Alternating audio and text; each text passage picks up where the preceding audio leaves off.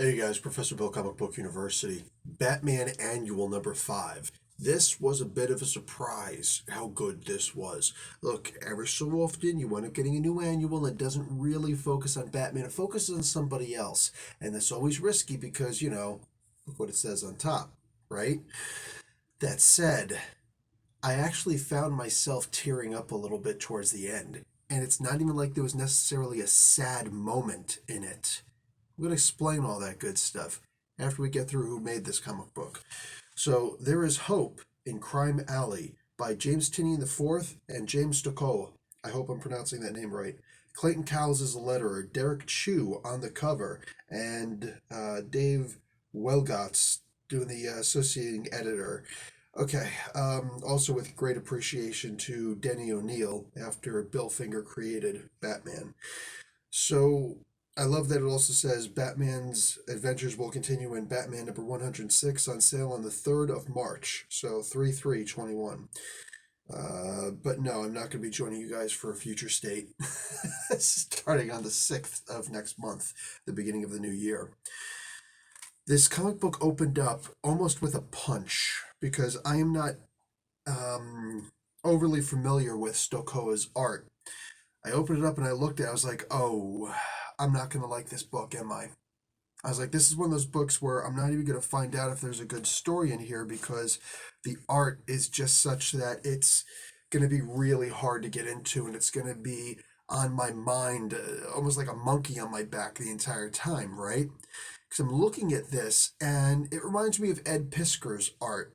Now, Piskor will oftentimes write his own stories also, meaning his stories and his art fit perfectly together because they were meant to be presented in exactly that style. If you don't like it, then you don't like it. If you do, then you do. There is very little middle ground there, like you want to talk about the perfect pairing. When you do your own stuff, that's pretty much the perfect pairing, right? This art reminds me a little bit of Jay Lynch, actually. This is the creator, well, the illustrator for the Garbage Pail Kids, which, I mean, that's old school, dude. I'm looking at this as like, man, I'm I hope that I can get through this. I think it was maybe by the third or fourth page, the story was so good that I forgot about the art. Then, probably by about the eighth page, if that, on this double sized book, mind you, this is an oversized issue. Suddenly, the art became really important, and I fell in love with it.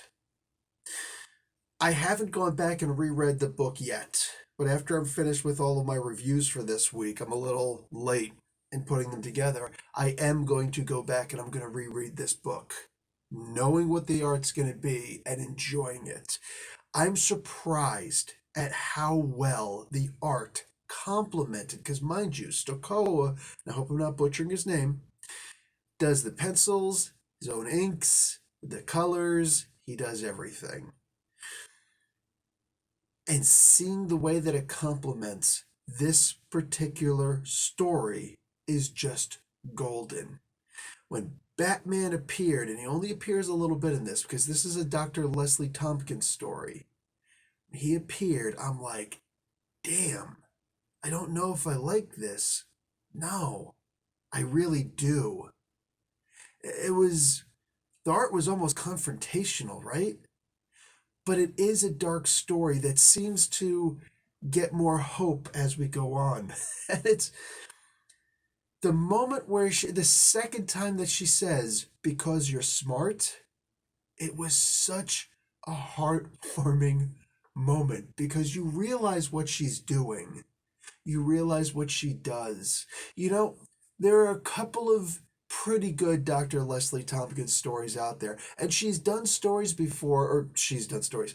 People have done stories with her before that have come across as being pretty good. But I gotta admit, I read this story and I'm like, this is such a crucial character in the Batman universe. I hope the reason why Tynion did this story featuring this character, mainstaying on this character, I really, really hope it's because with Batman's new, I don't know, his new status in life, being poor, living in a townhouse as opposed to living, in Wayne Manor, I hope that this is a character who we're going to see a lot more of and play a bigger role. I hope he doesn't do something cheap like, oh my god, she's dead now. And I don't, I, no cheap thrill. I don't want to see cheap nonsense thrills. I want them all to be earned. And I mean, what a great way to present this character. One of the first characters, think about it, who outside of his family or at least his household, who knew that Wayne was actually Batman. There's a character who should have a bigger influence on his life, right? And this issue really did it for me. I really liked this one. Also, you get what I think is going to be the final origin for Clown Killer, Clown Hunter. This was amazing. And if there's I don't know if there's ever a solo run, a solo mini event, whatever story featuring Clown Hunter, I really hope that Stokoe does the work on it. I cannot express how impressed I am by the art in this story, and the story in and of itself was amazing. It's a great Batman world story. And when you talk about expanding or at least exploring the Batman universe, this book is really going to do it.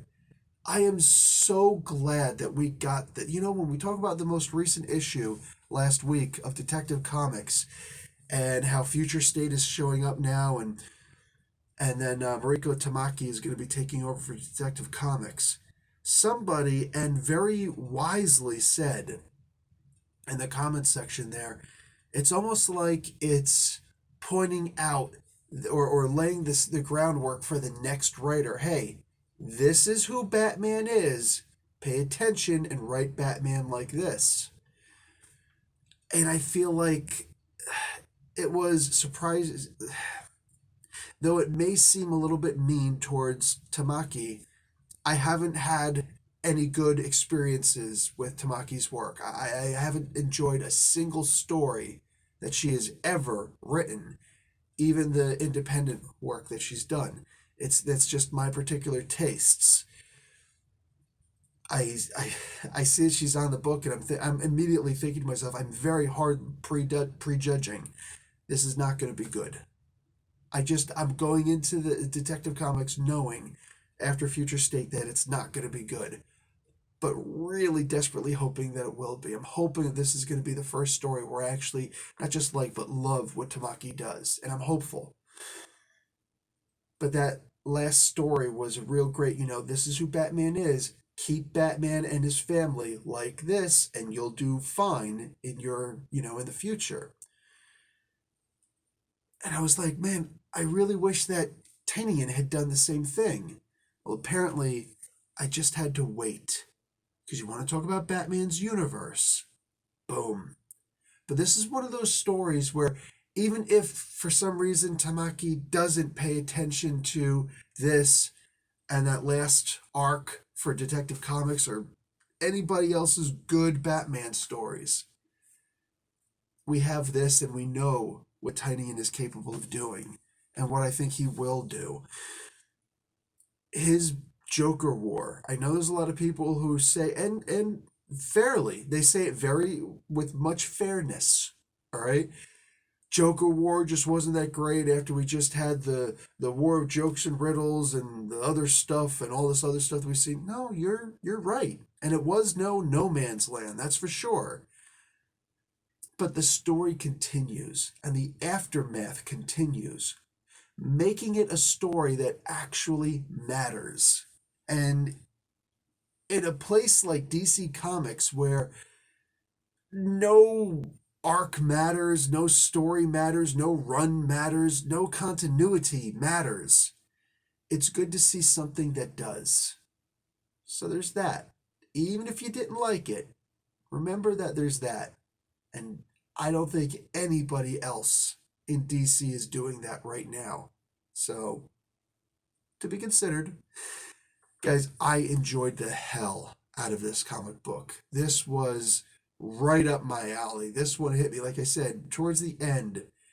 Like it actually got me a little bit teared up thinking about it. The beauty of this character. Wow. Loved it. Guys, I will talk to all of you later. comicbookuni.com for more. Professor Bill, Comic Book University. Like the video. Class dismissed.